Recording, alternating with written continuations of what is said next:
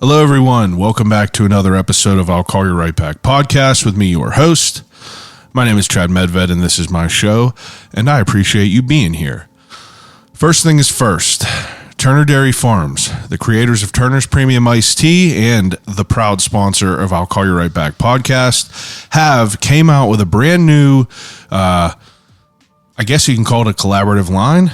3 brand new items with Steel City. Steel City is a local clothing company that is, it's a clothing company for Pittsburghers. Anything you could think of that has to do with the city, whether it be, some sort of yinz or slang or homage to one of the great sports players that we have in our city, they probably got a shirt that goes along with it. But Turner's and Steel City, 3 new items available now, steelcity.com. Run over there, get your life right for summertime. Nothing goes better than Turner's and summertime. I said it before, I'll say it again. But we got some good stuff this week. I sit down with another returning guest. This week's guest is Mike Cottle. Mike Cottle is a bicycle mechanic / beer aficionado.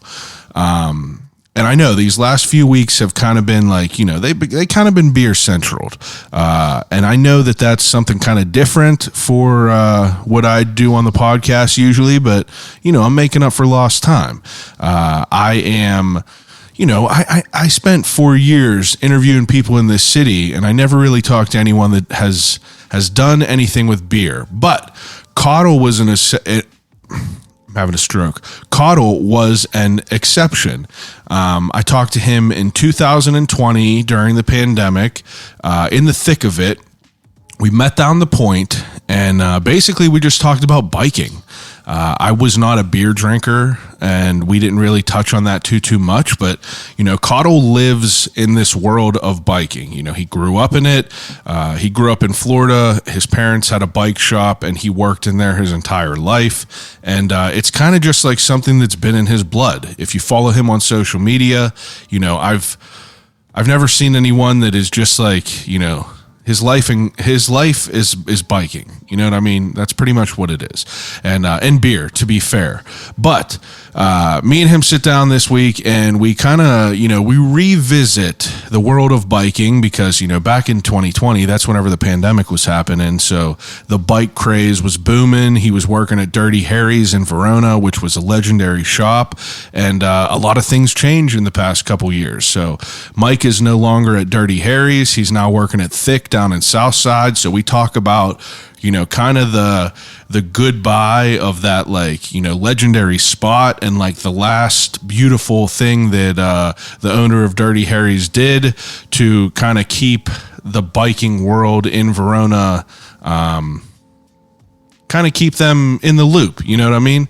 But we sit down, we talk about that, we talk about Mike's life, we talk about how he got into beer, and then we talk about something that is something fun that's happening. So June 12th, that's Sunday. Yeah, June 12th, Sunday, 3:15 at Trace Brewing in Bloomfield. There will be a wing share. So what a wing share is, this has come from, an extension of the half-ass beer share. I kind of touched about it the last couple weeks with Adam and Andy. Basically, the half-ass beer share was where you bring a 4-pack of beer from any of the breweries in the Pittsburgh Brewers Guild, and you just come, chop it up with some friends, and, sip some beer and just kind of, see what you like. It's a cool environment for someone who wants to try a bunch of different beer without, buying a bunch of different 4-packs and, kind of rolling the dice. But, they do this half-ass beer share quarterly. They're not going to do it anymore, but they were thinking, we want to do another type of event. So Sunday, June 12th, they're doing a wing share. So all the beer this time will be provided by Trace. There's no outside beverages. You can buy whatever beer you would like from Trace's bar right there. I believe the first round is on them. Don't quote me, but anything beyond that will come from your pocket. Come on, patronize the local good people. But you are required to bring at least a dozen wings from your favorite establishment in the city, or You can make your own. But you bring a dozen wings and you come by, you have a beer, and you chop it up with some good people and you eat some good wings. I am very much looking forward to it. Who knows how many people are going to be there. If you have not visited Trace in Bloomfield, it's another great place. They got great beer. I've been hooked on the hop royalty as of late.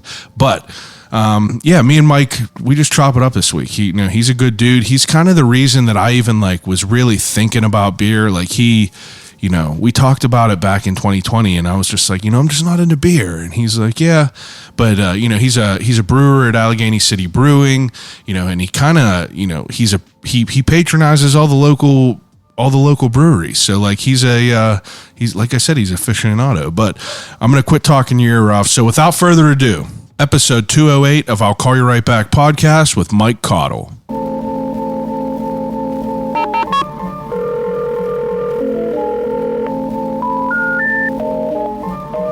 I gotta use the telephone. Hello?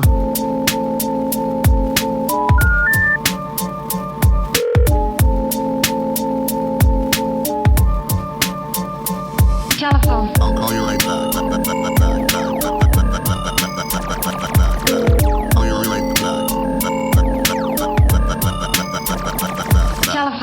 I'll Call You Right Back podcast. A little bit different than before. How's the volume? Good. All right, now pull this microphone edge of the table and you just want to be up on it a little bit, like a fist away from it. Okay. Because you'll be able to hear. Now you didn't have headphones last time, so it was we were just in the thick of it, just in the public air. But a little bit different now. We got you back in. So July 2020 was the last time we talked. Yeah, it was pretty awesome down at the point and all. That was cool. That was in the thick of all of COVID. That was I think that was whenever I remember hitting you up, and I remember us talking about doing it in there and thinking should we be doing this even? We didn't know if there was going to be fucking, zombies or, that was still in the wee times of pandemic. Yeah, no one knew really what was going to go on, Very weird for sure. But a lot of things are different. Last time we talked about, basically how you were born on a bicycle pretty much. Basically. The entire life. Yeah, your entire journey of everything. So for people that didn't listen to the last episode, forgive me for not looking up what the episode number was, but for people that didn't listen to the last episode, I want to talk about a little bit of your history, because you've been living in the world of biking, your entire life basically, right? Yeah. Now, that's a pretty good thing. Yeah. Pretty good way to describe it, right? Yeah, for sure. Now, whenever you were younger, you grew up in Florida and your parents owned a bike shop. Yes. How long? It was 97 to, I think, 16 maybe, 2016, 2017, somewhere in there. And you worked in there, I assume, when you were younger? Yeah, I worked in there on and off. How old were you, when you were working in there? I graduated in 01, so 15 maybe, somewhere in there. Were you always someone who liked bicycles? Yeah. We started racing way before that, BMX. That's what got you into it? Yeah. My dad worked at a shop before he opened their family business, so. He worked at a bike shop? Yeah. Was he a BMXer himself? He did a little bit of everything. He rode BMX, I think, mostly because it was something that the family could do together. And then, he started getting into road bikes and mountain bikes and, all that, so. And do you remember whenever you first learned to ride a bike? I mean, I was 4, maybe 5, so. And was that something that you guys were just doing all the time, just biking every weekend? Yeah, we lived in a neighborhood that, at the end of a cul-de-sac. And so it was pretty safe to just like ride bikes around in the neighborhood and stuff. So do you think kids do that now still? I hope. Like, I feel like that I don't, like, in my neighborhood, I see no kids really. Yeah. At all. I've never seen a kid riding a bike. I do live on like a cliff. Yeah. But they're on the Montour Trail right down the street from you. So touche. That's a good point. It's a good point. But yeah, I guess whenever I grew up, I remember kids riding bikes all the time. I feel like it's not as like, normal now. Technology, man, they're all on the internet. Were you a technology kid? No. I was probably the last of my friends to have a cell phone. And, How old were you when you got one? It was after high school. So, and for a while I had one of those Nextel ones. So it was like a walkie-talkie, I always wanted one because they look sick. And it was kind of cool because like you didn't have to have like if the other person had like a Nextel, you could just like, use it like a walkie-talkie. But shit, I'm trying to think. Did you have the yellow phone? Was it like yellow? I feel like I remember that. The yellow ones were cool. Yeah. But I didn't have the yellow one. Mine was just like all black with like the red lettering on there or whatever, or white lettering. I don't know. I was probably 19 or 20 before I had a cell phone. And it was like, a janky one that didn't do text or anything like that. Yeah. There was no like internet on it. It was just like basically if there was an emergency, you could call someone. It's so weird to think about it now that like, everyone has just like a whole computer in their pocket. Yeah, and we're constantly on them. Like both of our phones are sitting right next to us right now, and I guarantee you we're going to look at them at least 10 times while we're talking. It's toxic. And mine's on airplane mode, so it doesn't even matter. I put mine on airplane mode too. I won't look at that thing at all. Yeah. I've been kind of good at it. I used to be someone who was like very addicted to being on my phone and shit. But as I get older, it's just like I don't want it as much anymore. I just want to like be present. Yeah, I don't have it. I have it connected to my Garmin cycling computer just in case there was an emergency. Yeah. But when I'm driving and stuff, it's, What do you mean an emergency? Like, what do you mean it's connected to your watch is connected to your phone? I have a head unit on my bike. Oh. It's not a watch, but it syncs Bluetooth. And so if there was an emergency, whether I have an emergency contact list in there. So if like I fell when I was alone. Oh, it could tell if like there's like a crash. It would notify like, whoever's in my emergency contact in my phone. Oh, that's wild. And then, if someone called me or texted me and was like, hey, something happened, it would pop up on my Garmin screen. Like I can see the text while I'm riding. So you don't have to like, have your phone. Like I have one of them locking. Yeah. I can't remember what they're called, but I just like have it right on my front stem, my handlebar stem. And like, I don't know. I find myself not ever looking down at it at all. You shouldn't. Oh, I definitely, it's dangerous for sure. Today was crazy. Today we were riding today.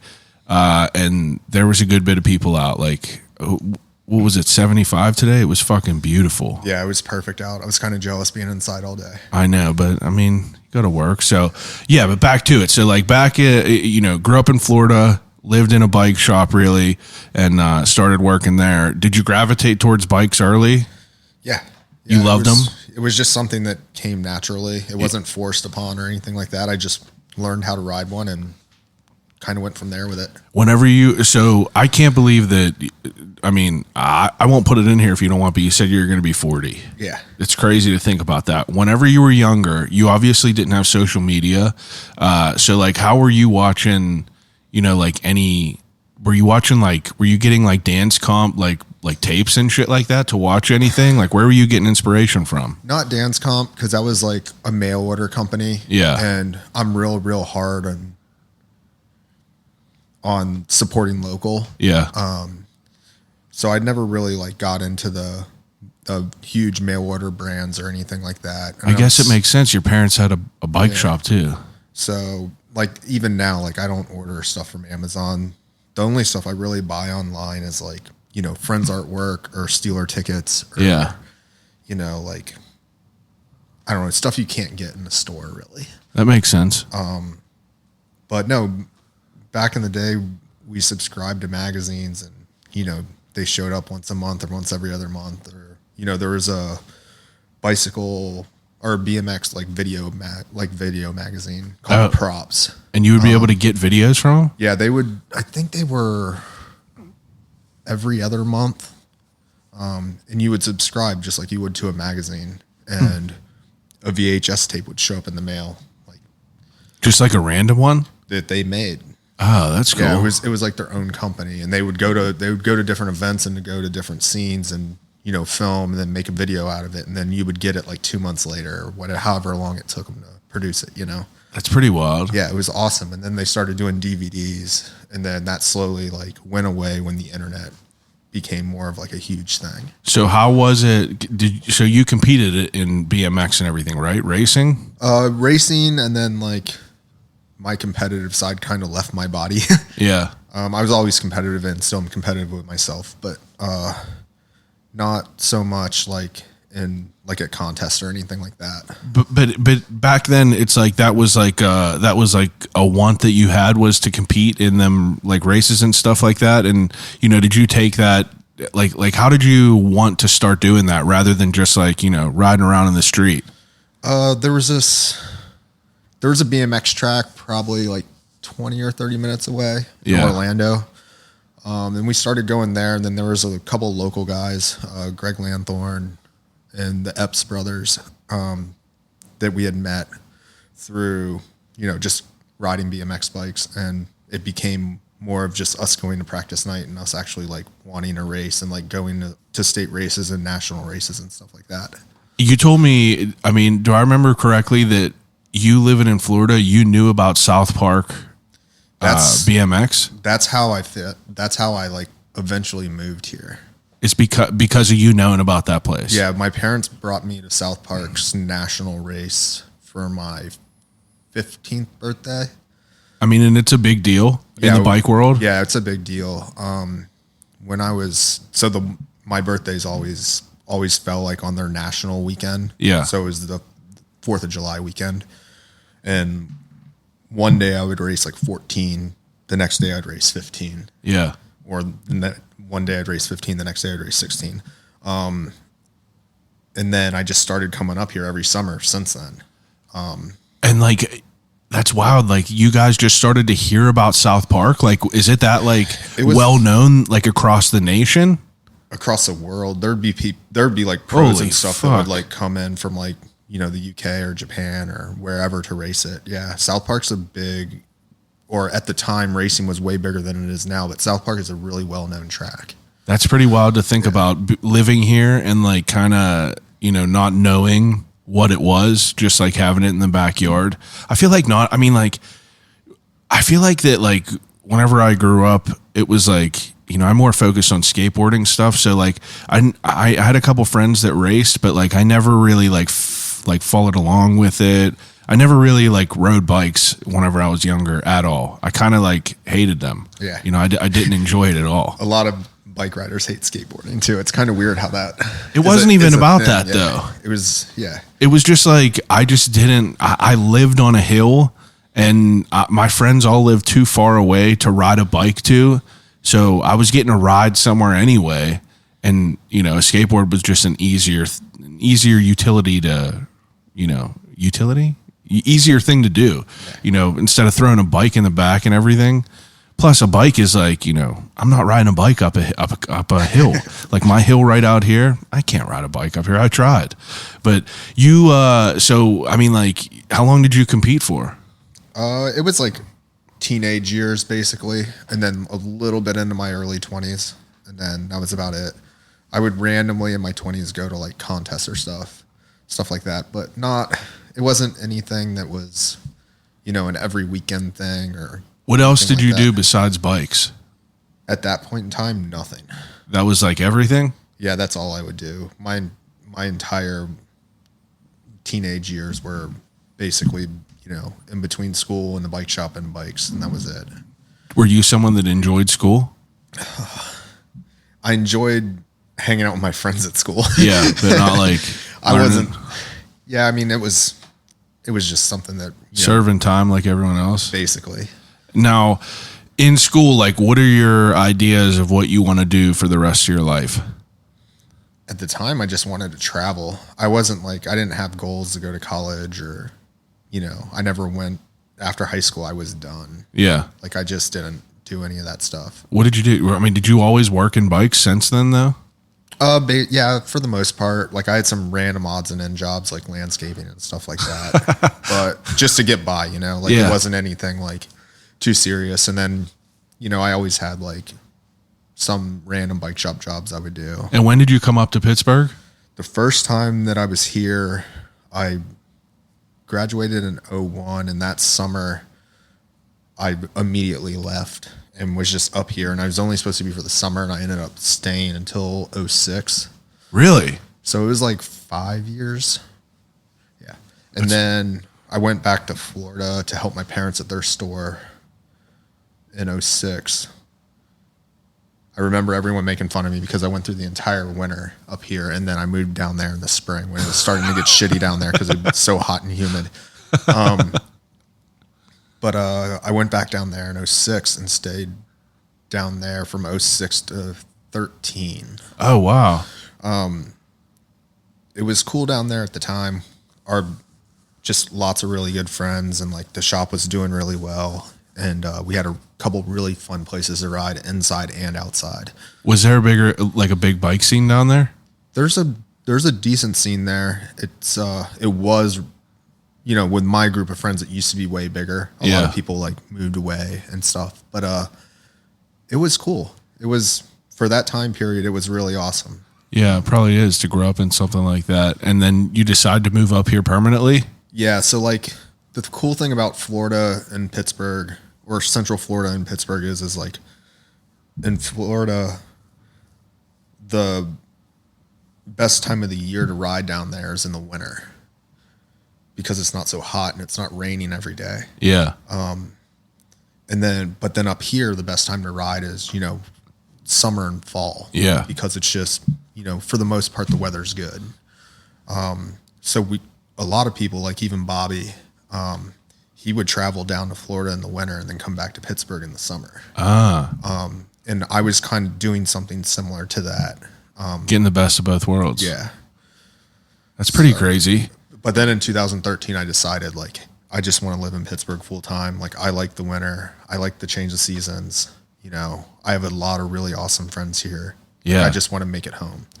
And you coming up here, like that was like did you, how do I want to phrase it? Like, did you ever see yourself staying in Florida, or you knew you wanted to get out? I gave Florida a second shot when I moved down there in 2006. And I liked it for a decent amount of time, but it just, things weren't really working out. Yeah. And, I just needed a restart, and Pittsburgh, I didn't even have like a second place that I was considering moving to. Oh, really? Like I have friends in North Carolina. I have friends out like West, and like this was the place. It was just like I just wanted to live in Pittsburgh again. You were having a call to the Steel City.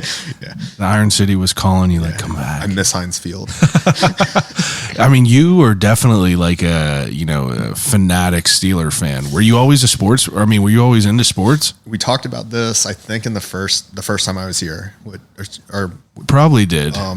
My friend Chad in Florida is a huge Green Bay Packers fan, and him and his buddies would always go to this bar called Carryman's in my hometown. Yeah. That I grew up in Longwood, Florida.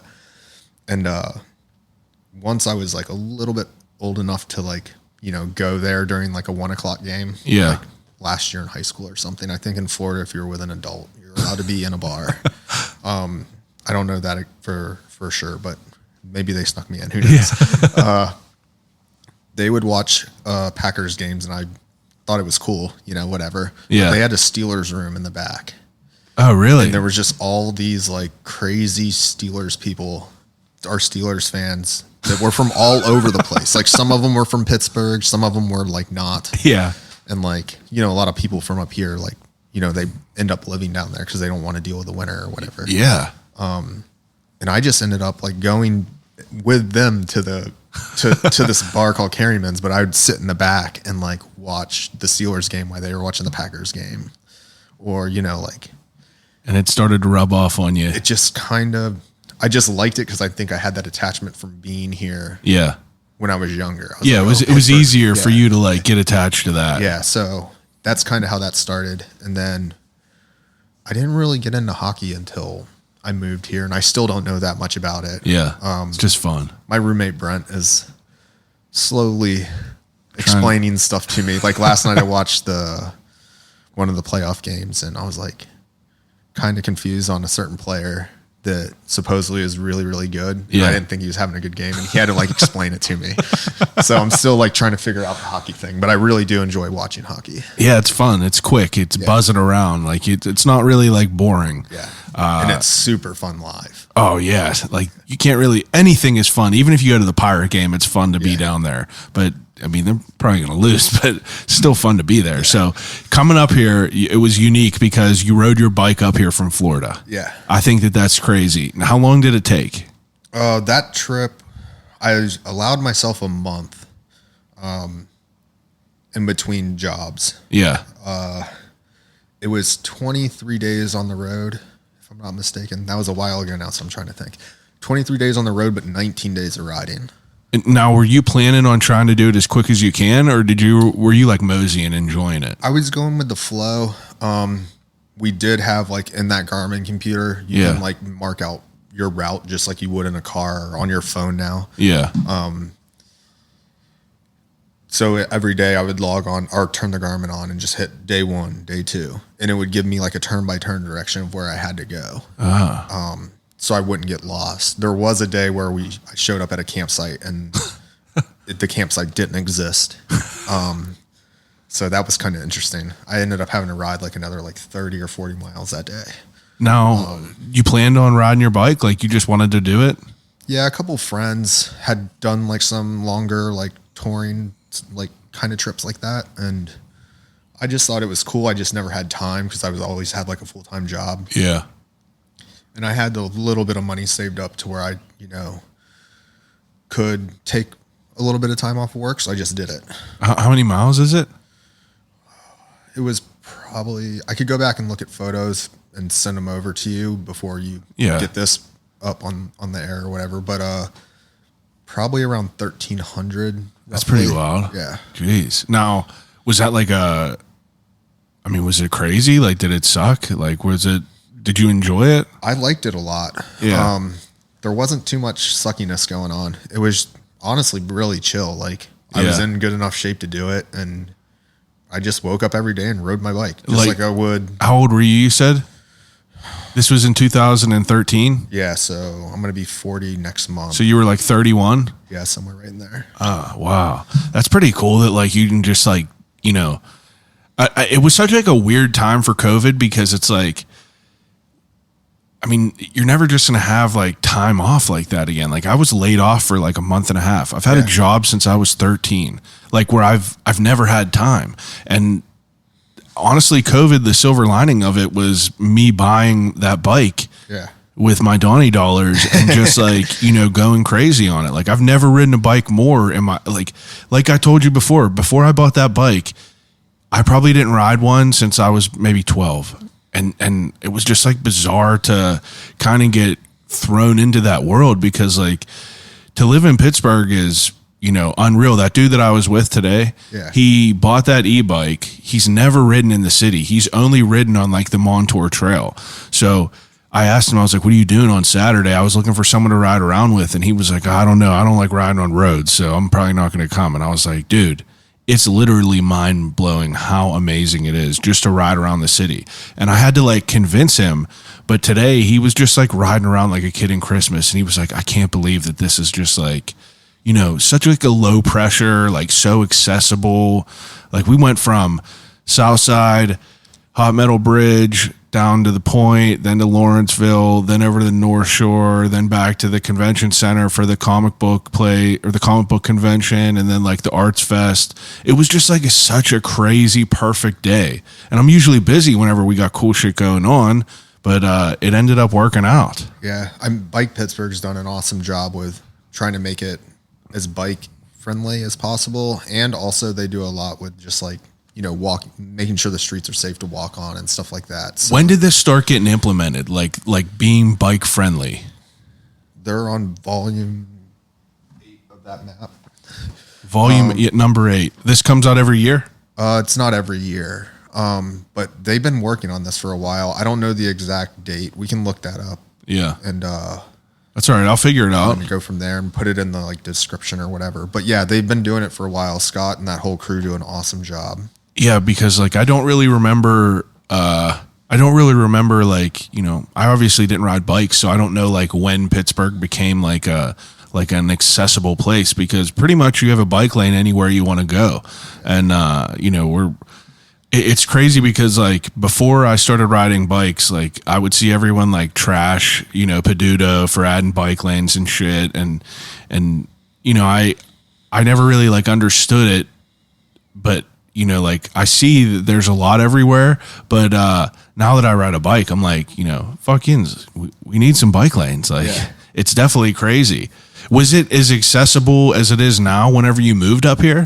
No, I mean, every year it gets better. Yeah. I mean, it was still bike friendly back then, but it's definitely way, way, way better now. Yeah. Like every year it just gets better.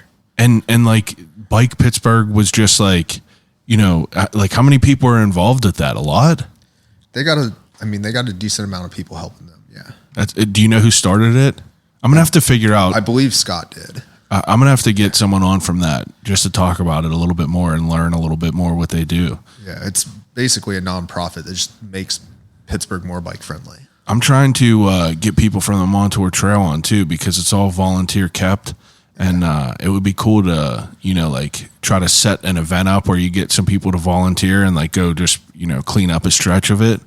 You know, I'm trying to figure out how to involve myself and like set up some shit to kind of give back to the city and like orchestrate things. You can do that with the Gap Trail too. Yeah, so that's pretty wild. Because the Montour and the Gap like connect together. Yeah, where do they do that at? It's in McKeesport. Oh yeah, huh? Interesting. That's pretty crazy. So whenever you moved up here, you know, you got back here. You know, what was your like?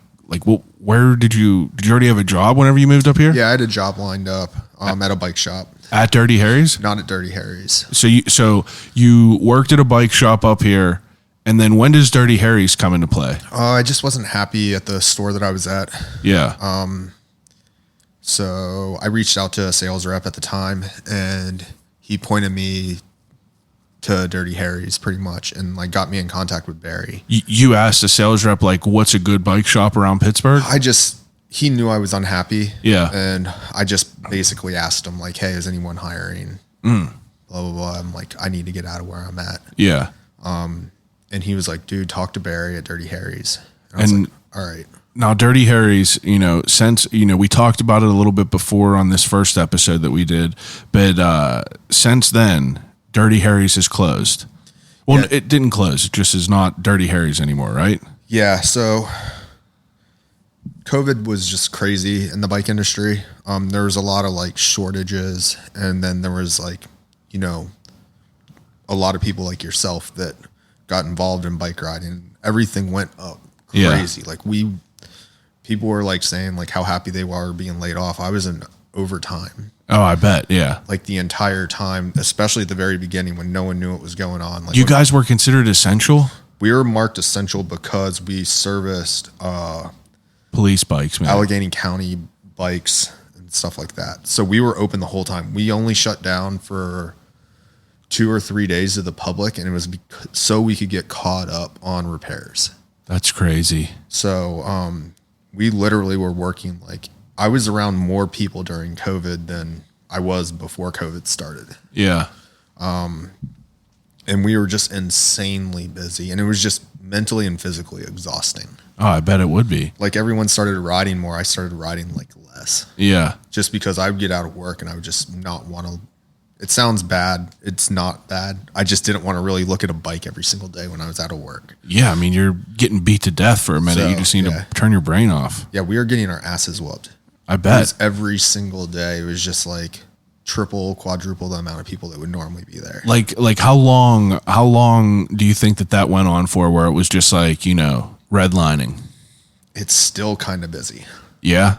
Like there's people that still come in. I know whenever I bought my bike, I went to like 6 different places and you couldn't find anything. Yeah. And inventory is not as bad now. Yeah. That part's starting to get better, but there's still people that are just like, they don't want to sit inside every day, or, they know Pittsburgh's a little bit more bike friendly now, or, they just want to do something different than go to a Pirates game. Yeah. Like there's a lot of people that don't want to go to like these big, huge events and stuff because they don't want to be around that many people. Yeah. And they're just trying to find something different to do, whether it's, kayaking or riding a bike or whatever. They're just trying to do more stuff outside when it's nice outside. What do you feel? Why do you like riding bikes? It's fun. Riding bikes is fun. Like, it sounds really basic and like kind of like a short answer, but it's the truth. It's really, really fun. Like a lot of people, including myself, will say that it's like, a mental, like helps you mentally. Yeah. But at the end of the day, for me, it's fun. Whether I'm out by myself or if I'm with 15 homies, like it's for the most part, if no one gets hurt, it's a really good time. Yeah, that's true. Like I do love it as much, even if I'm by myself, as much as it is if I'm riding with someone else. Like it really, like the one day I rode like the 50 miles on my birthday by myself, not a person was with me. And it was the best thing ever. Like it was real fun. But I started to try to get like, I knew that we were talking again, and I was like, I wanted to think about like what it meant to me. And like, I've recently, you know what Yellowstone is? The show? Oh, no. I thought you were talking about. Well, there's a TV show, Yellowstone. It's basically The Sopranos with cowboys. Okay. But, I'm just real into like cowboys right now. And I felt like this whenever I bought my bike last year, but it reminds me of riding horses. Like it feels like that we're all just like in the Wild West. And like, that's the closest thing to like all of us having horses. And just because, you could fly and, go pretty quick. You could fall and get fucked up and die if you want. But, it's like a crazy thing. I felt like I was on a pod racer today. And it's just like, I don't know why I didn't get as much of it before in my past, but I do. I just like, as soon as I get on the bike now, I just really, really, really enjoy it. Yeah. It's a fun thing to do. And, we got a lot of awesome stuff here to ride. You can ride somewhere different every day here. Yeah. Especially if you ride mountain bikes or BMX bikes. Like you can go somewhere different every single day. I've never ridden a mountain bike yet. You live real close to South Park, and you can do like probably 15-ish miles of single track mountain bike trails in the woods there. I'm going to have to get into that. So, you can take mountain biking whatever skill level you want. Yeah, you don't have to get crazy with it. You can just like cruise through the woods if you want. You can learn how to like jump over logs. You can jump stuff, whatever you want to do. You don't have, like, it can be however you want it. Yeah, as difficult as you want to make it. Yeah. Now, whenever you're working at Dirty Harry's and like, shit's getting crazy, obviously Barry decides that he wants to retire. Yeah. How does this happen? He had a lot of personal stuff go on within his family. Yeah. There was a death and stuff like that. Yeah. And, he just started to think about like, what he wants to do, and what was best for him and his family at the time. And like, he's a successful bike shop owner, which there's very, very few. Why is that? Why is there not a lot of successful ones? It's retail, dude. Yeah, I guess retail's hard. Enough said. It's retail and service based, so it's like you're getting beat up on two sides of it. That's true too. He had the shop for over 40 years, and he did a really, really good job. And he was probably one of the best bosses I've ever had. And he just wanted to retire. Yeah. So he sold the shop. He still wanted to have a bike shop. He still wanted Verona to have a bike shop. Yeah. So he was trying to figure out like, how can Verona still have a bike shop and me not do this anymore? So he sold it to Trek, which is like, if you don't know anything about bikes, Trek is like they're like within the top 3 of the big bike companies in the world. Yeah. And they're starting to make like these concept stores. What does that mean? Like elaborate. So it's only Trek bikes? Basically. Yeah. And it's just a corporate environment. Yeah. So he sold it to them. I stayed with Dirty Harry's until Barry's last day. Yeah. And then when Barry was done, I was done. And then I started working at Thick. That's when I started working at Thick. Now, as in your mindset, you work at Dirty Harry's, you're obviously happy there. You're ahead of time, you figure out that this is going to happen.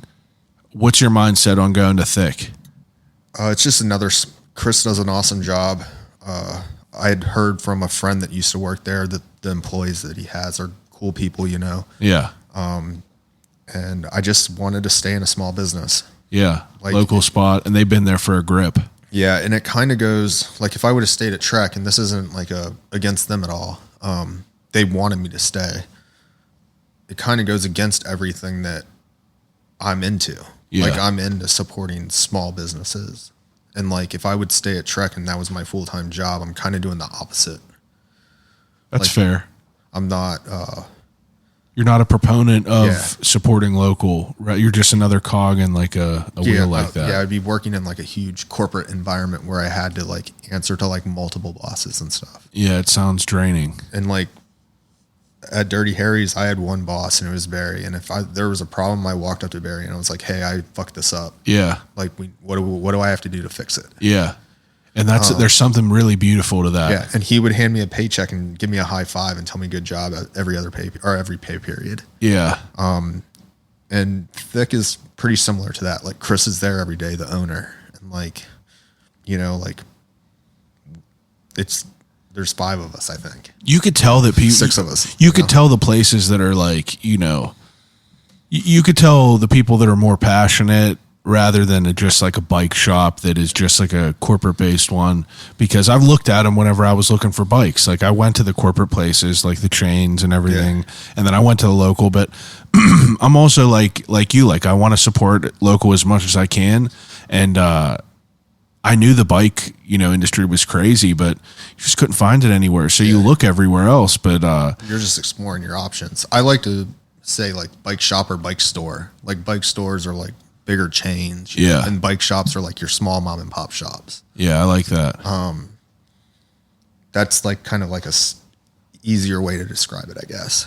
Now, for you to, transition over to Thick, do you have like, I don't know if like, do you have your regular people that you fix bikes for? You know what I mean? Yeah, definitely. I have people that have followed me wherever I work. They'll come to wherever I'm at.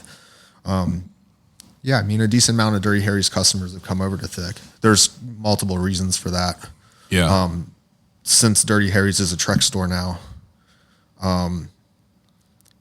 they don't service certain like e-bikes because they don't have access to the systems to do it because they're only a Trek store. So Specialized won't let them have the tools, the programs and tools to update the e-bikes correctly. So all the Specialized people that bought Specialized from Dirty Harry's are coming to Thick now. That makes sense.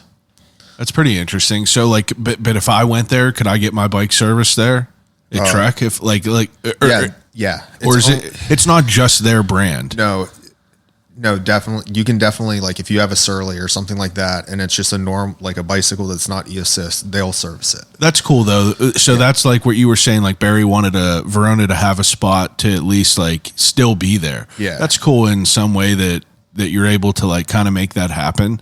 And, still want to be, involved in some way. That's a cool story. Definitely neat.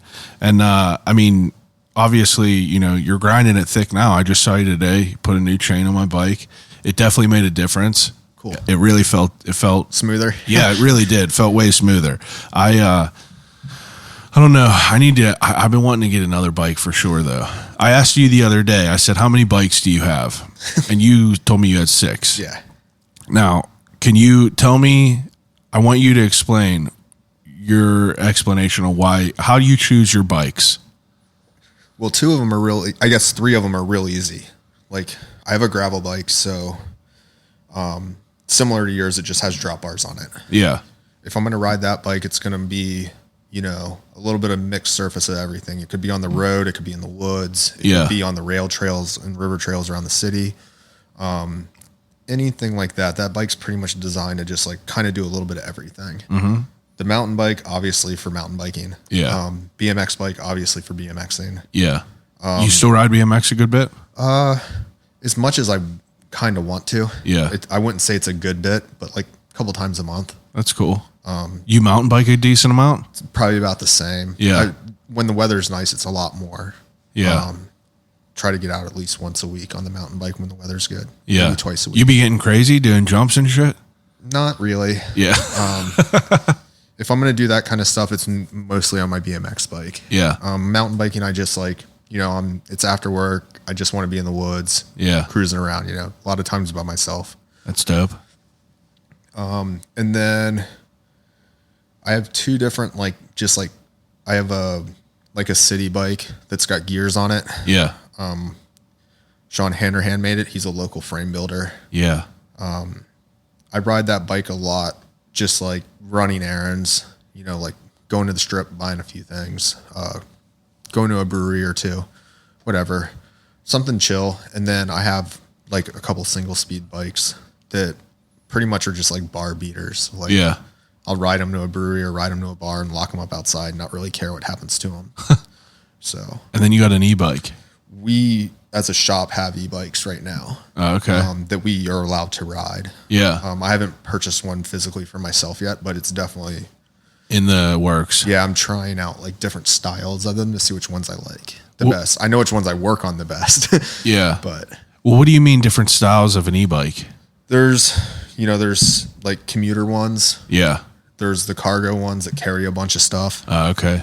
And then there's like mountain bikes and road bike versions of them also. And they're all e-assist, the ones that I'm interested in. They do make different ones like your buddy has, like Yeah. where you can just like throttle it like a scooter. Yeah. Yeah, it's pretty wild. Yeah, those are cool. They definitely, e-bikes serve their place for everyone and anyone. It was so heavy. They are heavy.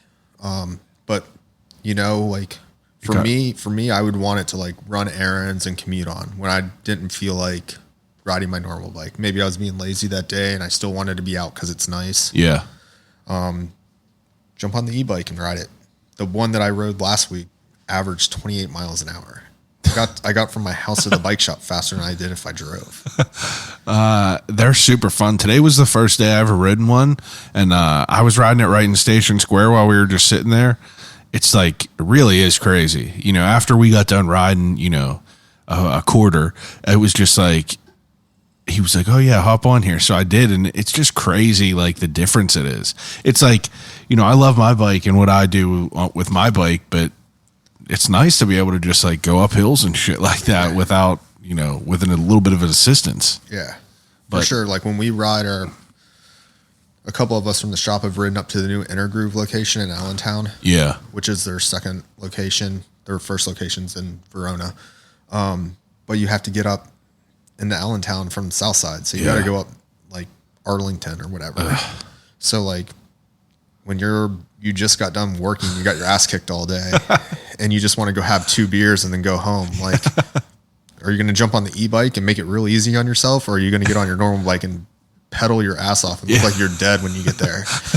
Like, you're going to jump on the e-bike. 100%. Yeah. I would like to invest in one because it would be cool to, I lived in McKeesport and I drove to me and my brother talked about it. He lives in McKeesport and he worked in, basically the strip, but I told him, I was like, you could just get an e-bike and go right down the trail and you would be there so quick. It really didn't take that long, but it'd be fun to ride. Now, besides bikes, I would say the other thing that you're most known for that I know you from is beer. Yeah. Another different thing that we talked about last time was, last time we talked, I was not someone that ever tried beers that you drank. I was not a fan of them. It's a little bit different now. I'm kind of into it. I've been kind of getting into it a little bit differently and, really trying to get the variety down and, I enjoy it now. Yeah. It's a cool industry to be in. Especially if you like it. When did it come into your life? I probably started drinking later than a lot of people did. I had beers my last year of high school or something, or, Yeah. second to last year of high school. It wasn't like, I wasn't stealing my dad's Budweiser out of the cooler, when I was 13 or 14 years old. Now, whenever you were younger, last year of high school and you're drinking, are you just drinking to just like party, or were you enjoying it? It was drinking whatever shitty 6-pack we could get at a high school party. What were like your high school beers? The typical ones. Yeah. Like Budweiser, Coors Light, just Same any shit. random bullshit. Yeah. Maybe Yingling, I think, was in Florida at the time by then. Huh. So. And then you come up here, and like whenever you came up here in 2013, did you have any intention of being involved with beer? Not really. That's pretty interesting. We moved to the north side. Can't remember what year that was. I've been at ACB. I'm going on my 6th year. It's like 2016. So the year that they opened, I started working there. I just became friends with them and then asked them if I could come up on a brew day, and then it just kind of escalated from that. Yeah, I was going to say, like, how do you get involved in the brew, like the craft beer scene? Because, like, obviously, yeah, if you like to drink beer, you're just going to drink beer. But, like, so you help brew at Allegheny City right now. Yeah. And you worked there for 6 years. But it's like, what made you want to transition from wanting to just, like, have beers with friends to wanting to be in the industry? I started drinking like, craft beer around that time, maybe a year or so before that. And I just enjoyed the taste of it. I was kind of over just like your basic, Budweiser or whatever it was that you could get at a sporting event. And I just kind of got into it. There was some cool breweries popping up. I would go to Hitchhiker in Mount Lebanon when I worked out in the South Hills.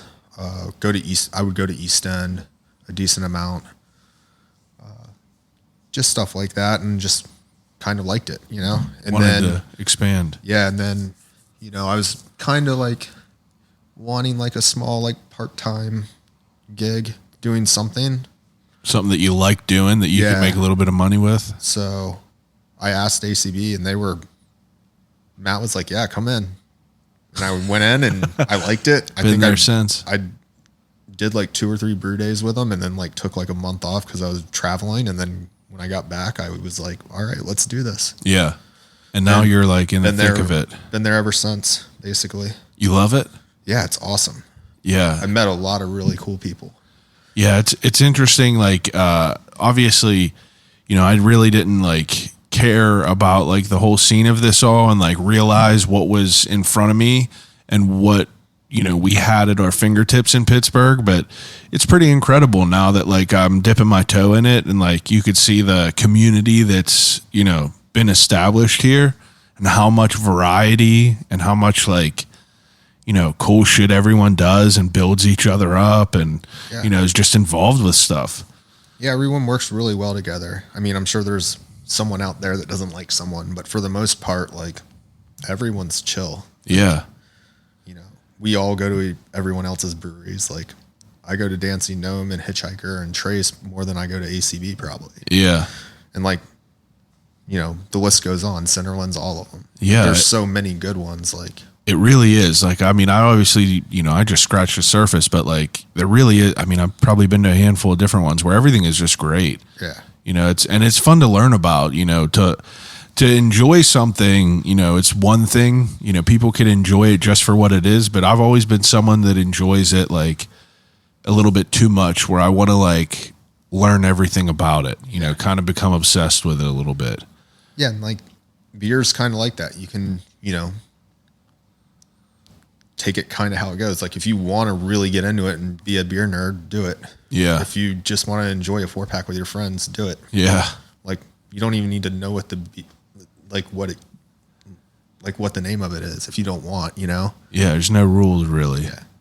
It's definitely fun. Now, your involvement as far as like, I went to the half-ass beer share. What is it, a month ago now? Yeah, it was a springtime one. So it's probably been almost 2 maybe.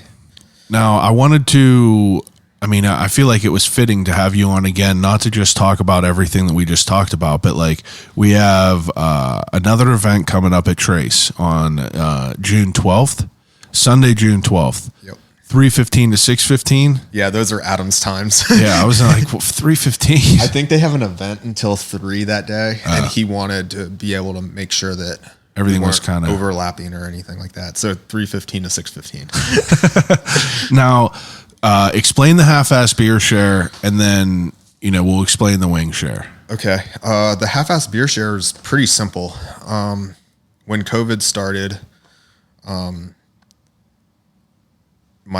myself, I went to each brewery in the Pittsburgh Brewers Guild and bought a 4-pack from each of them, just to show support. Yeah. Like, hey, you guys are struggling right now. No one really knows what's going on. Yeah. Like, I'm going to get a 4-pack from each of these breweries and get like a couple of them. And like just a week. get absolutely wrecked. And I drank them all, like right away, just, slamming them down. No. How many are there though? 40 some? There's 40 something now. I think there was like 20 or 30 at the time. Yeah. But I would just get a 4-pack from them, take them home, like have a beer or two here and there, and just, try different beers, something fun to do. And you're also supporting like a local brewery that's not really doing the best at the time. Yeah. After that, Adam was working at Very Local, Adam from Trace. Yeah. And he wanted to interview me about it. And why I wanted to do that, and just all came back to me wanting to support like local businesses. Yeah. But he asked me, like, he was like, what are you going to do next? And I think I just looked, this was like off. This wasn't in the interview. Yeah. I was like, dude, I don't know, but I wanted to do something cool. Yeah. And at the time, my buddy Justin and Devin, we were all talking about it, and we were just like, dude, we should just have a beer share at one of our houses, because everything was closed. Yeah. He's like, we've all been hanging out, drinking beers in the parking lot at Allegheny City. Like, let's just have a beer share one Sunday and do what we're doing in their parking lot, but at one of our houses. And everyone just brings their favorite 4-pack from one of the breweries in the Brewers Guild. So we did it at my house, and it was summertime, and we just all hung out outside and barbecued. How many people were the first ones? Maybe 15 at the most. Yeah. Maybe. It was probably 12. I mean, there was a good bit of people at the last one I was at. And that one wasn't even the biggest one. Yeah. That one was awesome. Easton did an awesome job of letting us have it there. And absolutely. Everyone that showed up, those are our friends, The whole idea behind the beer share is to support the breweries that are in Allegheny County. Yeah. Like that's been the main focus since the very first one. And that's never going to change. It's never going to turn into a festival. It's always just going to be a beer share. You're never going to have to pay for anything. Yeah. Unless you're buying food from one of the breweries. The only thing that if someone wants to show up at one of the shares, the only thing that they need to do is bring a 4-pack from one of the breweries in the Brewers Guild. That's all they have to do. As someone who is, real new to this, before I went to this first one, I probably had 6, 7 different beers. But the benefit about the beer share for someone like me is I could go there and have a sip of all these different beers without having to buy a 4-pack. And just, if I don't like it, I don't like it. So I just get to go there, or anyone just gets to go there and just have sips of all these different ones and figure out what they like. Yeah. You're chilling. You're not drinking full pours. Yeah. You can, take a sip of one, and if you don't like it, dump it down the drain, dude. And I was literally sipping, taking a mouthful, and it was cool. It was such a welcoming environment, and it was such a fun time. And it's just there's a cool concept behind it for sure.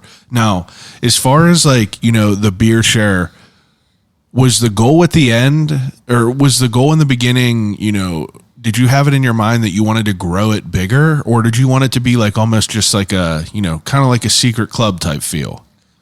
I never none of us ever want to exclude anyone. So it was not a secret club feel or idea, but we didn't really have any goals, but our only goal was to support the breweries. Yeah. So and it just naturally grew. we had no plans of doing these at breweries. We had no plans of like having a social media. We had no plans of any of that. It just came naturally. Now, like we had a couple. I think we did 2 at my house, and then we did 1 at a bakery or something. Yeah, we did 1 at a bakery in Highland Park, and then it kind of just grew from there. We did a Dancing Gnome one, a Fermata one, an Allegheny City one, and an East End one. And I mean, do you want to, like obviously people will hear about it now, is it open to just anyone? As long as they're into what's going on yeah. As long as they're into the share, we're not going to tell anyone that they have to leave. Yeah. And as long as they're respectful to everyone and, chill, we're cool with it. Yeah.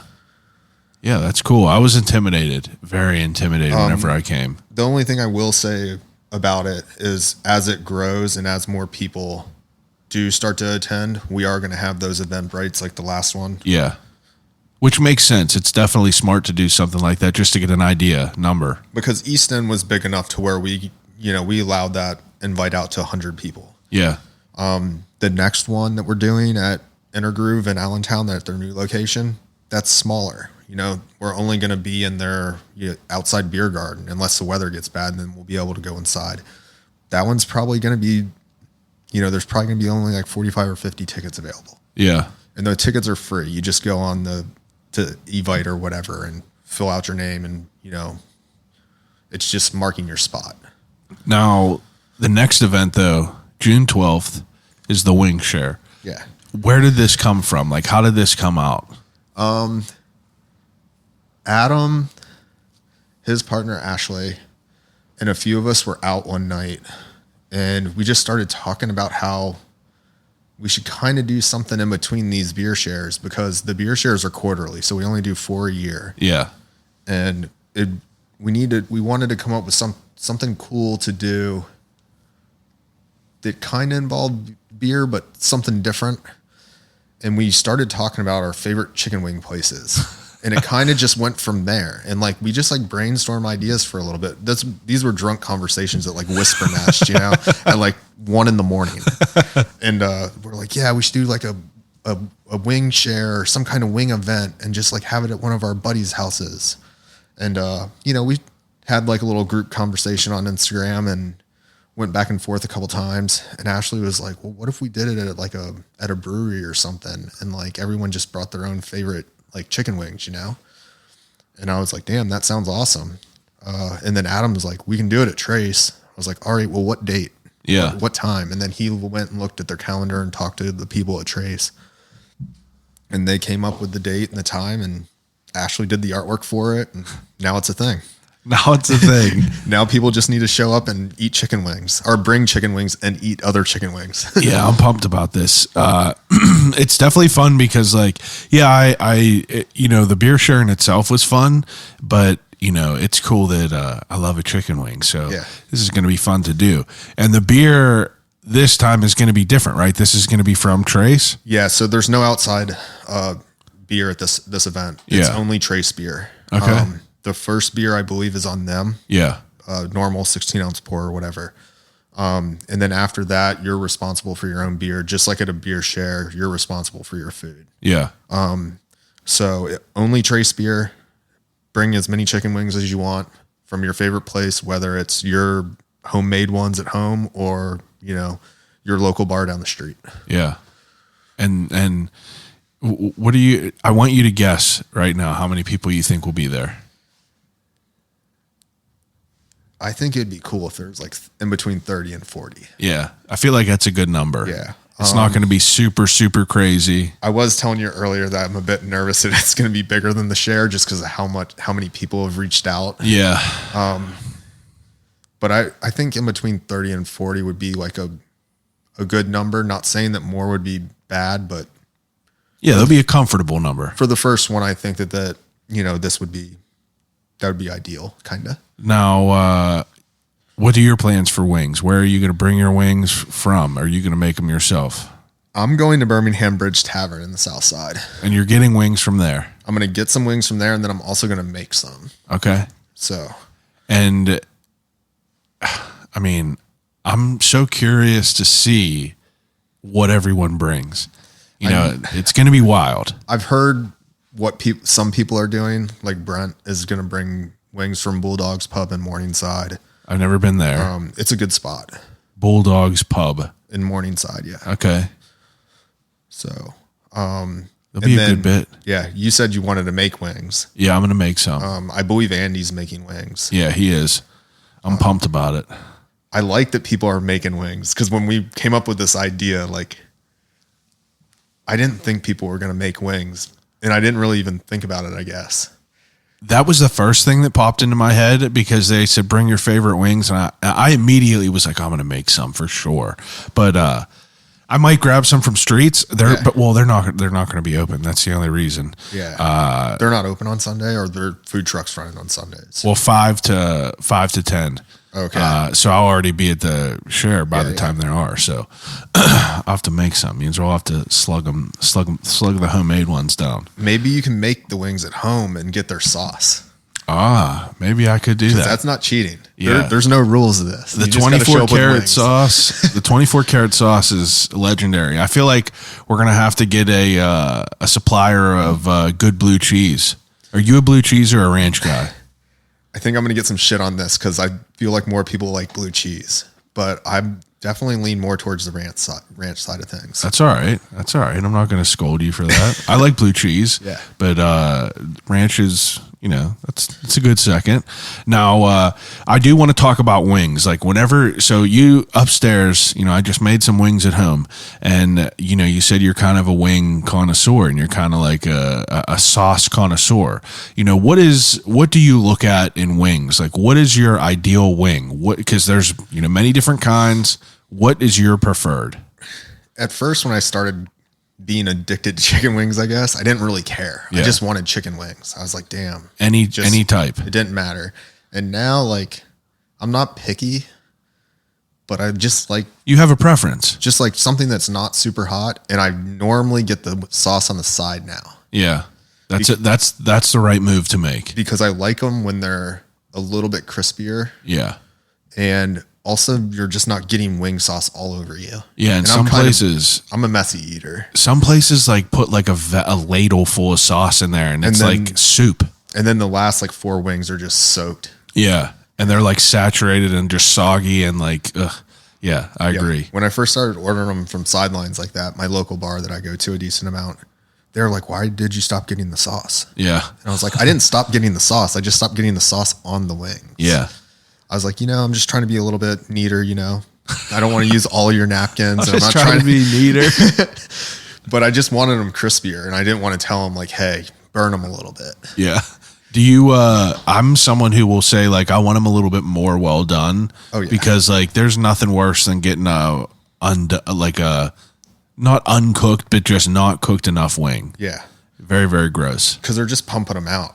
Yeah. Do you ever think about, the logistics of wings? Like, we're literally going to be committing poultry genocide for the wing share. I can't worry about that. I thought about it the other day. There's so many other things to worry about in the world. I can't worry about the chicken's feelings. I'm not talking about the feelings. It's just wild to think about how many chickens wings we're going to chickens we're going to eat. Yeah, it's crazy to think about it. I like that though. Like I like thinking about it, even though it's kind of messed up. Like I like having it in my mind and just processing it so I know. What are your so I mean, we know that you're into beer. Every Friday morning you have a ritual, go to Trace, have a nice beer, and then, you just have a ritual. But what does your life consist of besides for beer and bikes? Anything else? Friends and probably good food. Friends, good food, football, and now hockey. Yeah. That would be anything outside. Like 2 weeks ago, I went to Ohio, and did like a little whitewater rafting trip. Did you? Did you do the beginning, middle, or end? Just the middle? How was it? It's pretty much a chill float. Was it fun? Yeah, it was awesome. I've done them before. My buddy Rich works up there. He's actually like an instructor that he teaches the instructors. Oh, wow. And he's been there for a real long time. He has a really cool gig. He's a school teacher, and then in the summertime he goes up to Ohio and works for Wilderness Voyage, I believe. And as like a guide. He teaches the guides. Oh. Yeah, I don't even know if he goes out with people anymore. That's pretty sick. That's a cool job. Yeah. The one dudes who own the coffee shop, that Silver Horse Coffee, I had them on here before.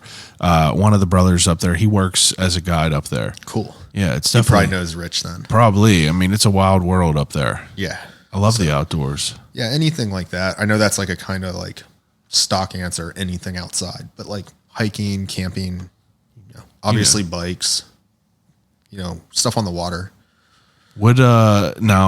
Today I went to the Arts Fest. Are you someone that bikes around to do you frequent a lot of events regardless of what they are?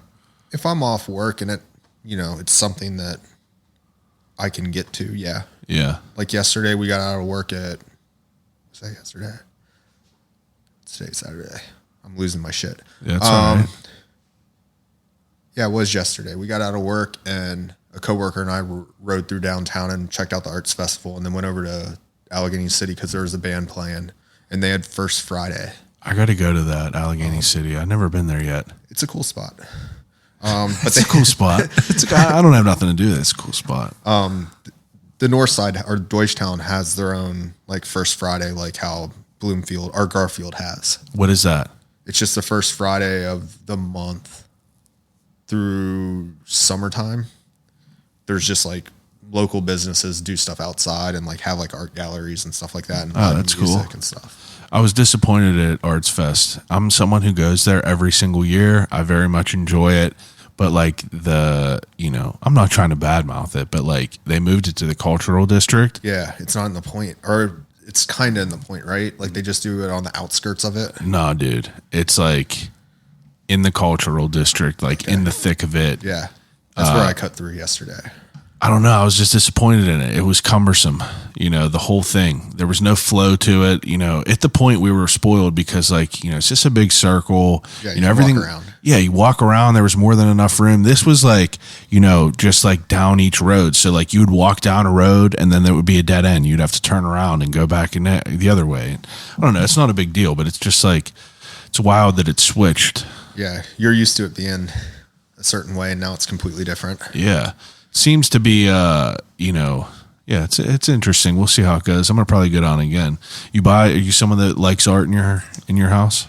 I've gotten small things here and there from like friends. My buddy Ben, that we used to ride BMX together, he lives in Portland. He's a super good artist. I've bought a few things from him.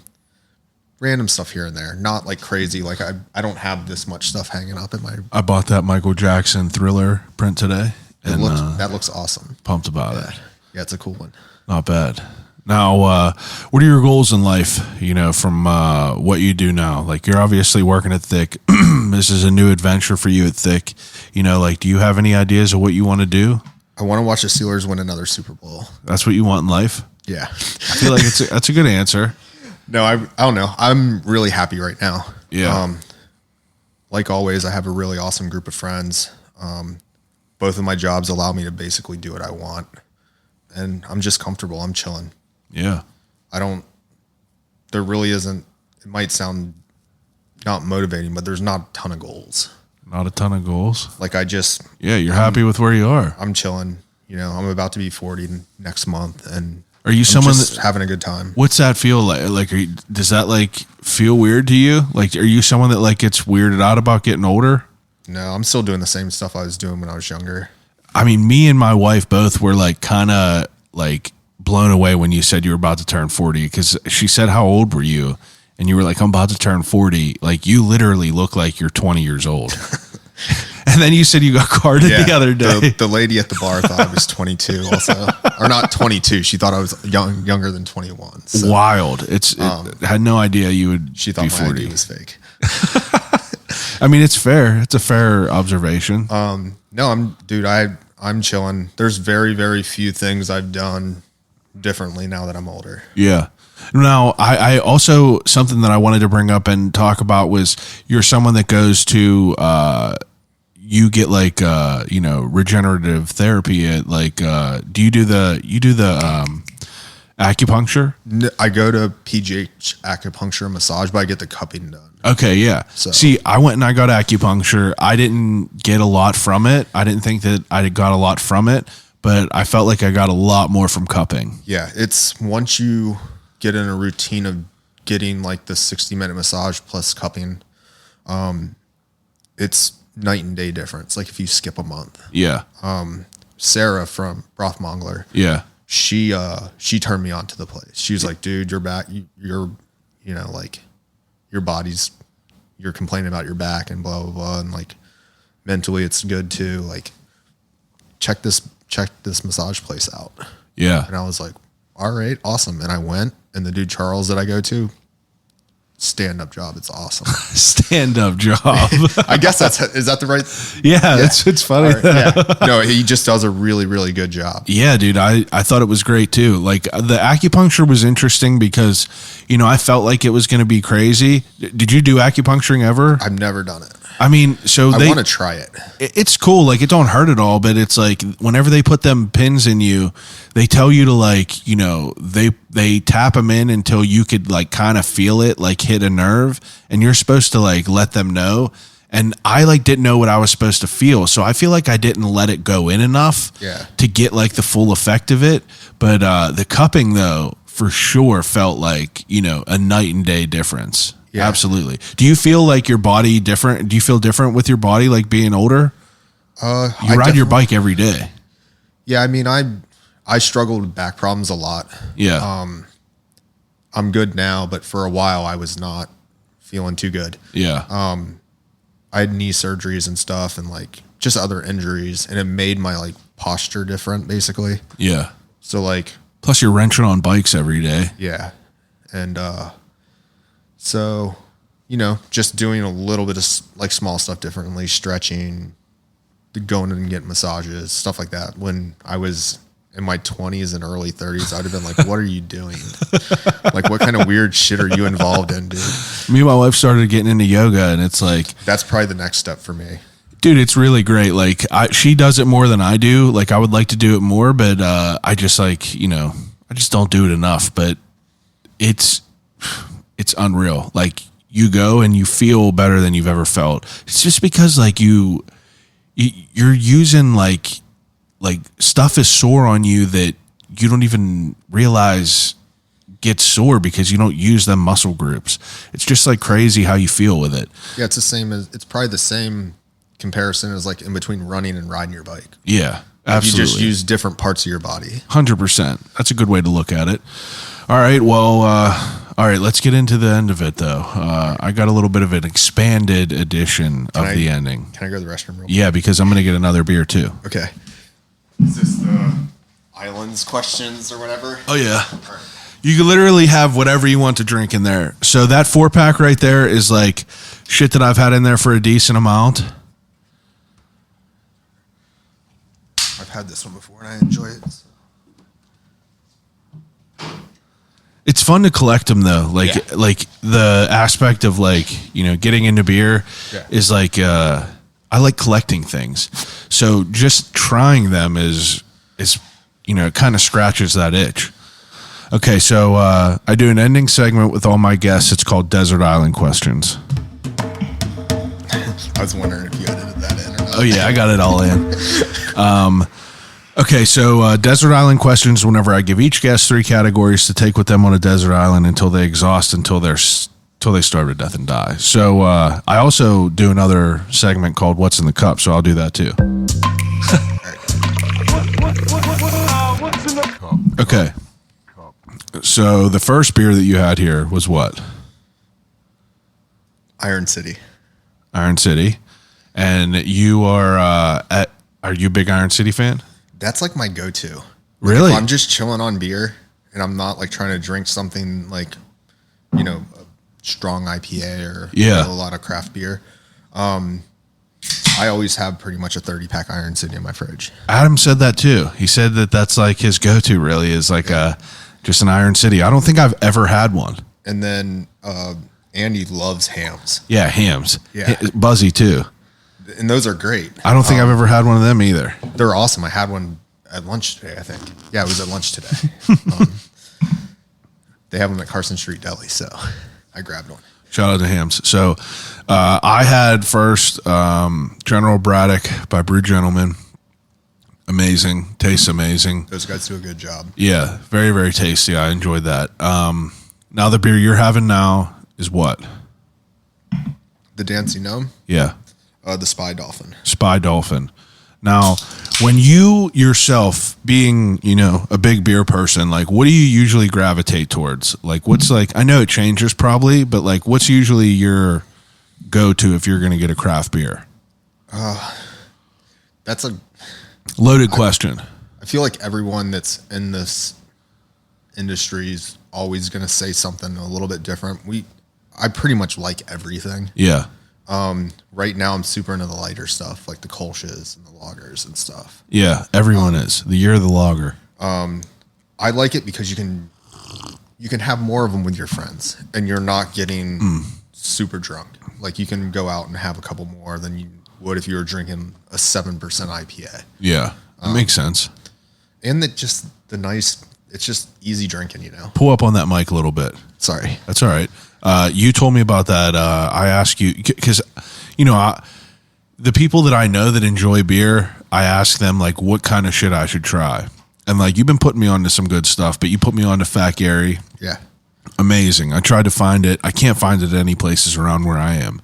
I don't know why, but it's interesting because you said at one point, like that was probably just like a month ago, you were like, I'm real into brown ales right now. Yeah. And now you just said you're into like the lighter stuff. So I'm the same way where, everyone was telling me like, oh, in a month you're going to have a whole different, like what you want to sip on. Yeah. And it's interesting to like really experience that and like, kind of notice that change. Like right now I'm drinking this Hop Royalty and like by Trace. And like, this has been like my favorite as of lately, like amazing. Okay, so Desert Island questions. You've played this before. We don't remember what you said, so we're just going to do it again. First category is 3 things to watch on a desert island. So you have to pick 3 movies that you'll watch over and over and over again until you starve to death and die. I think, and we should go back and listen to it. We will. I'm pretty sure I said the Steelers highlights from the last Super Bowl win. I think and you did say that. And you said that counted because it was on a DVD from McDonald's. That counts. I'll give you that. So I want that same one again. Okay. You get to pick 3, though. Adam Sandler movies, Happy Gilmore. Yeah. And then I literally just posted it last night. I was watching it just because I put on something that I've seen a million times. There's not too much pressure. It's like the funniest movie of all time. It's a perfect movie. And like, I was in tears laughing and my wife was like, I mean, you've seen this like, 100 times. Yeah. I'm not a huge movie person. Yeah. I'll occasionally watch them. And I know there's a ton of really good ones out there that I'm probably missing. That's all right. You don't watch a lot of shit?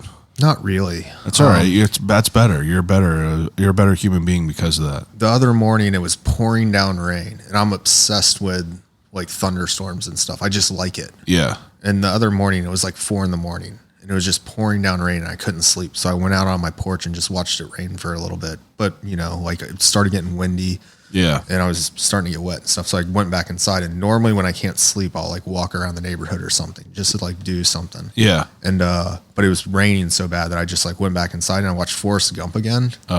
So good. And that's a really good movie. So that would be my 3rd. That's a good answer. Yeah. I remember watching that as a young kid and thinking that was all true. I think that was all like the true story, like him doing Watergate, like finding Watergate. Thought that really all happened. Hilarious. Second category, I usually say 3 books, but I have a couple other questions that I want to put into play. So we already talked about, the wings that you like and everything, but I want to know 3 food places that are just like your favorite places to go to eat. In Pittsburgh? Yeah, in the city. Okay. That's just as hard as if you ask me my 3 favorite breweries or 3 favorite beers or something. Yeah. Gaucho would be the one that amazing for like a nicer restaurant. I don't eat a lot of real nice, like higher scale, like restaurants. Gaucho is so good that even just the bread is like phenomenal. I would say Gaucho, Birmingham Bridge Tavern. That's just like my spot. Like I like it a lot. The food's always consistent. Yeah, they got a lot of stuff there. The people that work there are awesome. My buddy Shreddy is a cook there. He's an awesome skateboarder and just real good friend. I would just say one of the pizza places in Pittsburgh. What's your favorite pizza? I think pizza is like, it's all good, but what's your preference? I like it when you can just go get a cheese slice and it's good. Yeah. And it's not expensive. Yeah. So I know I'm going to get some heat for this because this one definitely is not, a lot of people probably won't say it. I'm probably the only one that'll say it, is Michael's Pizza Bar on the South Side. Yeah. I've never been there. So I need to try that. It's not the fancy places. It's not like ILO's or Fiore's or Madamo, Minio's. All those places are unreal. The people at ILO's buy beer from the brewery I work at. Their place is amazing. But Michael's Pizza Bar is just a basic pizza shop. You can go in there on slice night, and I think it's $2.50 for a cheese slice, and whatever. I don't like all the fancy toppings and stuff. Like I just want like pepperoni and onion and banana pepper or something. Like I'm not getting pineapple. I don't need the iron-born like thick crust. Like I don't need all that. I know it's all good. When I want to get a pizza, I just want the most basic thing. Give it to me. That's your preference of a topping, is a pepperoni, banana pepper, and onion. Yeah, I love that. Yeah. That's a perfect. I like black olives too. Fiore's does that one called the Heath Miller, and it's I don't know if they call it that on their menu, but they had brought it up in like an interview or something. Yeah, and it's pepperoni, onion, and green pepper, and that's also really good. I fucking hate green peppers. I think they're the worst vegetable of all time. I noticed you didn't have any in your garden. I refuse. That's the only thing that I would refuse. Like, I don't refuse it, but I fucking hate green peppers. Why? Because they're not like. There's no like. No, I'll eat yellow pepper. I made yellow peppers and red peppers and orange peppers tonight, but like I feel like a green pepper tastes like a fucking metal pot. It tastes like water's been sitting in a metal pot for about 6 years. So, I hate a green pepper. So if I make you stuffed peppers, no green peppers. I'll eat the meat and shit on the inside, but I'll leave the pepper. All right. I'm old enough now where I refuse. All right. Absolutely ridiculous. My wife loves a green pepper. Someday she'll be like, oh, I won't put them in there. Someday she'll be like, fuck it, I'm putting them in there. And you pick around it. Oh yeah, 100%. She don't eat mushrooms though. That's how I am with mushrooms. You don't like mushrooms? Like if you ordered a pizza and there's mushrooms on it, I wouldn't not eat it, but I would like, get majority of those mushrooms off of there. That's what she is. She'll get them all out of there. Like she just doesn't like it. Is there other food that you don't like? Sushi. Oh, really? I don't like sushi. That's interesting. Is it a texture or taste thing? I think it's more of a texture thing. Yeah, that's fair. Do you like other seafood? Yeah. Yeah. Yeah, sushi's weird. Definitely is weird. Yeah. It's like, I don't know. I like textures, but I like the texture of it, but I hated it at first for sure. Yeah, I want to revisit it at some point. I haven't tried it in probably like 5 years or something. So I definitely would be into like at least trying it again, but as of right now, That's the only food that you're not really into? There's other stuff. I mean, everyone's kind of got their things that they lean towards, but. Yeah, sushi main thing. Okay. Now, the third category, 3 CDs to take with you on a desert island. From the last interview, I'm sticking with Biggie Smalls. Yeah.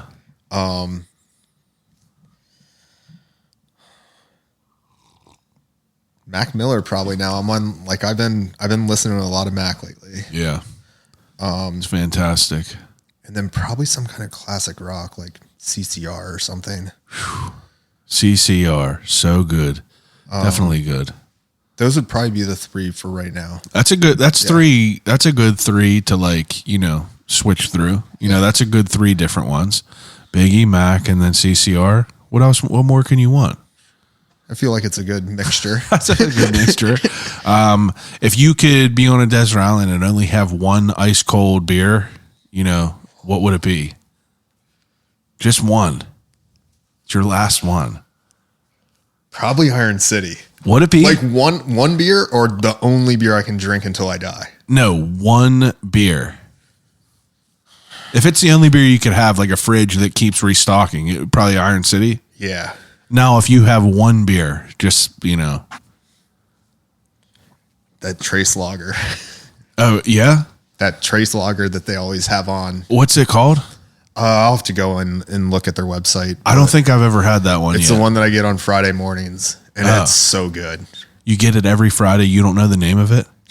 They don't even ask me what I want anymore. You're not. It's just sitting there waiting for me. I thought it was funny because that day I pulled up and I was meeting someone there for like a meeting, and then you just rolled in behind me, and I was like, I would see you. Charles from Pittsburgh now and then. Yeah, that dude's awesome. Super that was the cool. first time I met him. Oh, yeah. Yeah, and now we chit chat back and forth on Instagram. Yeah, dude, he posts the most insane stuff. Yeah, I'm gonna have to it's try to so keep crazy. getting him on here. I Yeah. was talking to Adam about him, and now I'm gonna talk to you about him, and I'm gonna hit him up again and say, listen, we got to get you in here because I want to hear about that. Yeah, and the pages that he's involved with dude, that stuff is so cool. It is cool to see it all because it's like I've been living here forever, and it's just like I don't know any of this shit, and it's cool to just like read about random ass stuff. Like, what a job to just be able to like. Neither here nor there, but I got to get him on here. Yeah. Okay, so the three CDs are good for sure. Are you someone that drinks like liquor at all? No, I don't mess with liquor at all. Yeah. I'm trying to think of the last time I had whiskey or anything like that. Actually, I do remember. Justin and Devin's friend Timmy was in town. It was over the winter, and he didn't know that I didn't drink liquor. And we were like at lunch after being at Trace in the morning. Yeah. It was New Year's Eve day. And we went to Trace at 9 in the morning. Had a cup of coffee and then just started hitting like their lagers hard. You were rare form. And we were like, it was like, we were there for like 2 or 3 hours, and we were like, we should probably eat. And they didn't have a food truck yet, because that comes like later, way later on in the afternoon. Yeah. And so we went to the Strip and got some food down there. And I walked to the bathroom or something. And when I got back, Justin and Devin's buddy Timmy handed me a shot of whiskey, and I immediately got anxiety. I was like, fuck, I don't want to tell him no. Like, I felt like a kid in high school that just was like going to get like bashed real hard for not drinking or something. I was like, fuck, I guess I'll take the shot, whatever. Did it suck? But that was the last time I took a shot. Yeah. And the time before that was on my birthday. So I literally this was like, the 6 months beforehand. 6 months beforehand. Yeah. So I guess I drink liquor twice a year. And liquor's a whole different beast. And it's just like your most basic ass fucking whiskey shot. It's not anything nice that you would like want to sip on. It's like, I don't understand how people like you could just like, if I drink one beer, I feel like I'm like full though. Like, I don't know how you guys, like, you're small. Like, I don't know how you fucking put it all inside where you put it. Like, I have a buddy who he's 6'2" and he weighs like 150, and like he literally is a broomstick, but he'll drink a rack of Bud Heavies, and like he just is fine. I don't know where you could even put it. It's like he stores it in his leg. yeah, I casually sip on beer. Yeah. I'm not good at shotgunning beers. I get made fun of for that was all the funny. time. Yeah.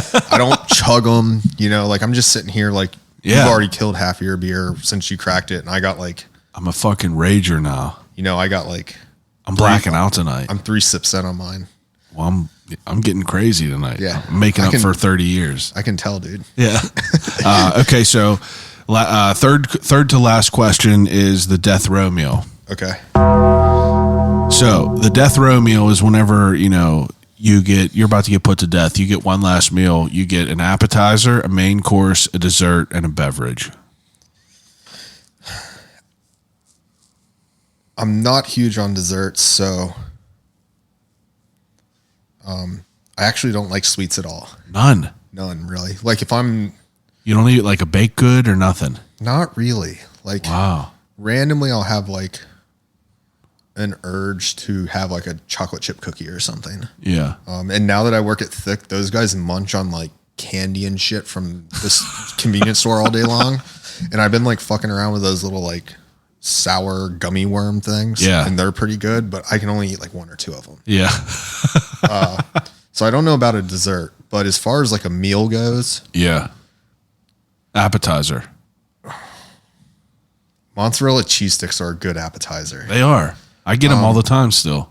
It wouldn't go with the meal that I'm about to say, but mozzarella all right. cheese sticks are probably would be my go-to appetizer. Okay. You have a favorites around here? Any of them that stick out to you?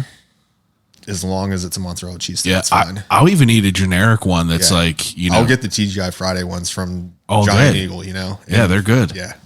Put them in my deep fryer at home.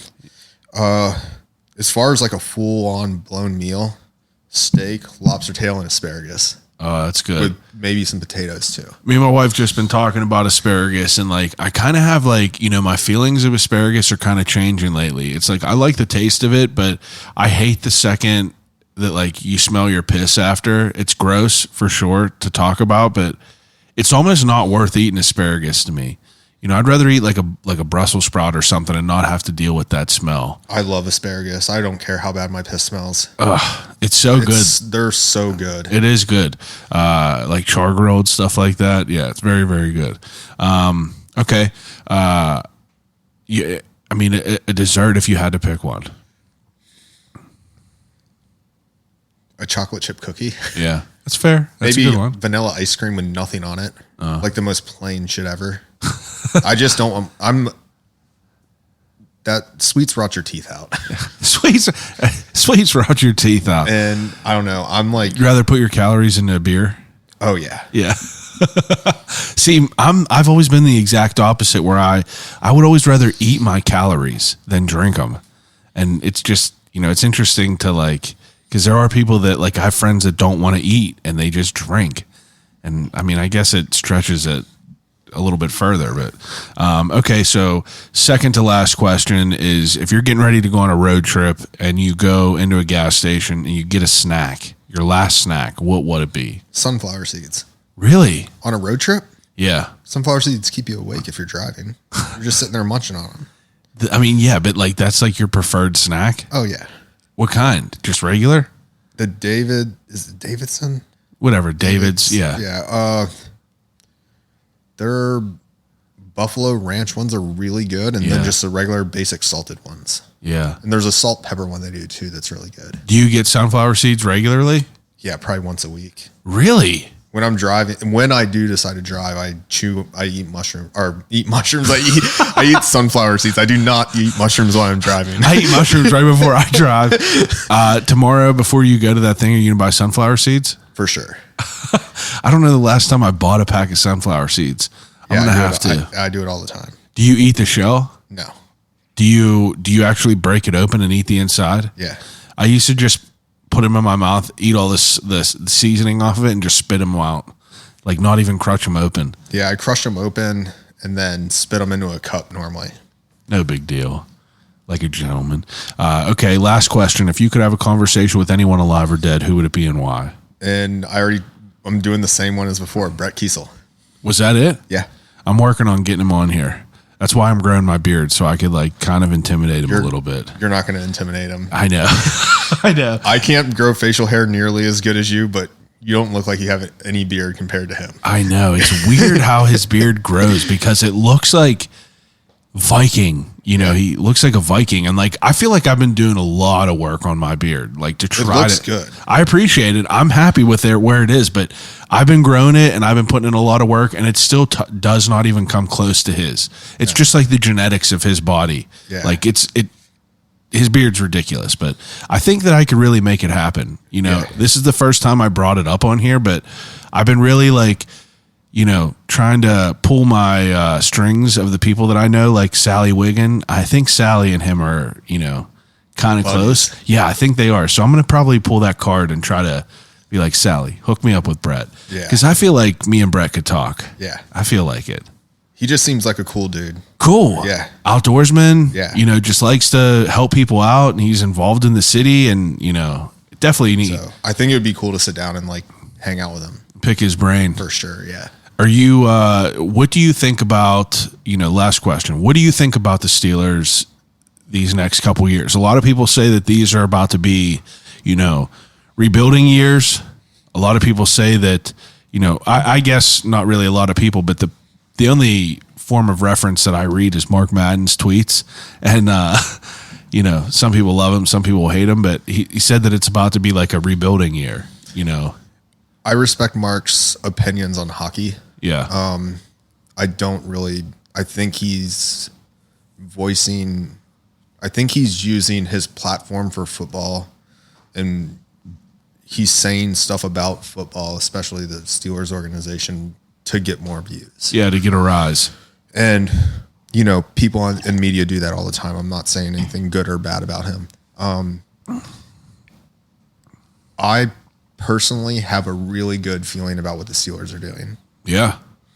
You can call it a rebuild if you want. I don't think it's a rebuild. They just got a bunch of young fucking players on their team, and I think they're going to kick ass. Young studs. I saw that Najee.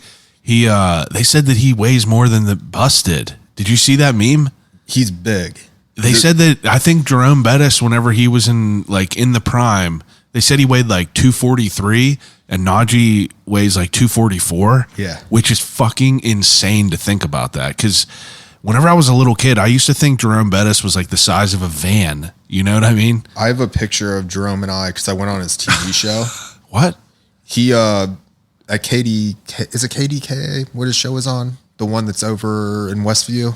I didn't even know there was a show. What was the show? He just would go on and talk. I don't think it's a thing anymore. This was like 5 years ago. You went on it? Not on it as like a guest. Oh, you were an audience member. Yeah. Oh, that's wild. But at the end of the show, you get to talk to him, and he hands you a Super Bowl ring, and you put it on your finger, and he'll sign autographs and all this shit. But so I took a picture with him, and I'll find it for you and send it over. Yeah. He's kind of like a shorter dude. Really? Like a couple of people asked me, they're like, "Are you standing on a step next to him?" I'm like, no, he's not that tall. He's kind of as tall as you? He's a little bit taller than I am, but Wow. he's stocky as fuck. I bet. He's fucking big. Like a bulldog. Yeah. No, Najee's a big guy. Yeah. I think they said he was like 245 or 246 or something. I don't know like anything about at play weight. So I don't know anything about football at all. I don't know the last time I watched a game. I need to. We'll have to watch a game this year. This year, we should go to a game together. Either go to a game or just watch a game together. Yeah. Well, that either or. I know. I asked you. I said before, I was like, you should come over and we'll ride a bike. And he was like, the only time I can't come over is whenever there's a Steelers game on. I refuse. And I was like, all right, that's fair. The last time I missed a game was for my buddy Ryan Wirt's wedding. He got married, and that's the last time you missed a game? Yeah.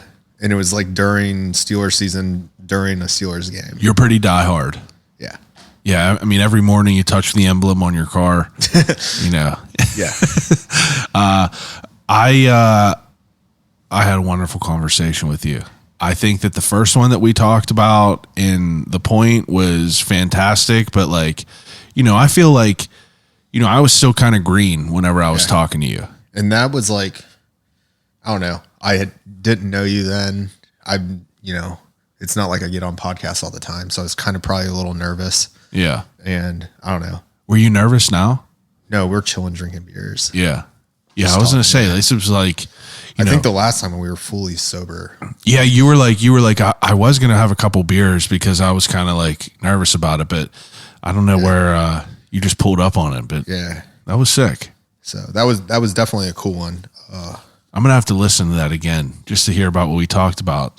Now that I know that what this is like now, a couple years later, and I feel a little bit more professional. I have you in like a more professional environment. There's a lava lamp here. Yeah. What more can you want? We got an old cell phone here. I mean, there's brass knuckles, I feel like I need to bring something over to like add to this mix. You should. There's a, funny enough, there's a deceased cat in that cow bag. That's kind of weird. I won't bring dead animal over, but that's all right. The only reason I know it's weird, my wife was like, quit telling people that. But I feel like it's weird. You're like, what the fuck is that cow log there? So it's your animal, though. No, it's not mine. There was a stray cat in this neighborhood when we moved in here. He was like the godfather of this neighborhood, this white and black cat that would just like walk around and it survived winters, like -degree winters, and then like he would just pull up and just be walking by, and it was almost like a mythic creature, because you're like, how was it -10 and you're just like walking up this road like you own the fucking place? And He definitely was withered. Driving home one day, I was driving home one day, making a left at this intersection. Last second, he ran out. I fucking hit him. And it sent me into like a spiral, dude. I like broke down worse than I ever have because it didn't die. I immediately pulled over, got out, scooped this thing up in a hoodie, took it to the vet. They couldn't save him, but I felt an obligation because like he was like a stray that like survived like life, just to get taken out by fucking Subaru Forester. Yeah. So I did the honorable thing and like, I got him cremated. I'm going to spread him around this neighborhood because like this was his neighborhood, but like I just haven't got to doing it yet. Yeah. Plus, so now I kind it's chilling on your table. I kind of like him being there. Yeah. Yeah. He's sick. His name's Legend, but he's just chilling here. They were like, "What's his name?" I was like, "I don't know. He was a stray." So I just started calling him Legend. That's sick. Yeah, I guess so. It's kind of creepy. Is that creepy that there's a cat there? It's not creepy. It's just strange, right? Yeah. You think I should just stop telling people that? No, you should maybe have a party in the neighborhood for him or something. I don't think people will appreciate it as much as I would, but maybe I'll have a party myself for him. Pour one out for him. This was a great time. Yeah, dude. Thanks for having me. I feel like not too many people get on for round 2.